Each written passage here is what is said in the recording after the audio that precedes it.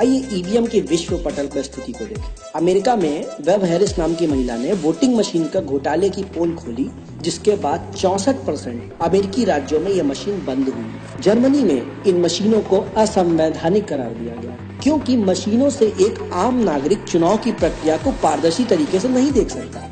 Ireland में इन मशीनों को कूड़े के भाव फेंक दिया गया, क्योंकि इनसे प्रजातंत्र की हत्या होती है। केवल भारत, नाइजीरिया, वेनेजुएला, यूक्रेन जैसे गरीब या विकासशील देशों में ही चुनाव में ईवीएम का प्रयोग हो रहा है। भूटान, नेपाल, पाकिस्तान, कंबोडिया आदि अन्य गरीब देशों में इन्हें लगाने की योजना चल रही है। जरा सोचिए क्यों?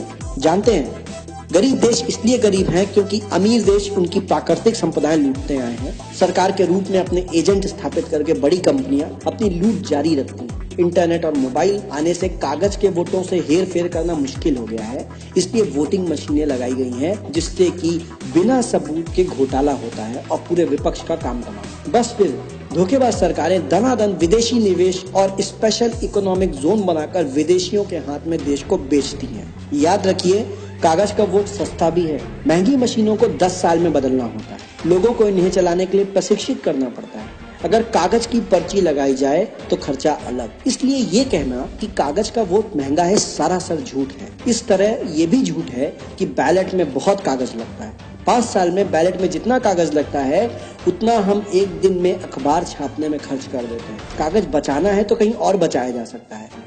वोट जैसी कीमती चीज के साथ समझौता करना उचित नहीं होगा। इन मशीनों के साथ अगर पर्चियां भी लगा दी जाए तो भी धोखा जारी रह सकता है। पर्चियों को हाथ से गिनना होगा तो कागज के वोटों को क्यों नहीं गिन लेते? हर भारतीय का कर्तव्य है कि वो वोटिंग मशीन के खिलाफ अभियान छेड़े। हेराफेरी कागज के वोट से भी होती है, लेकिन उसका पता लगाना संभव है।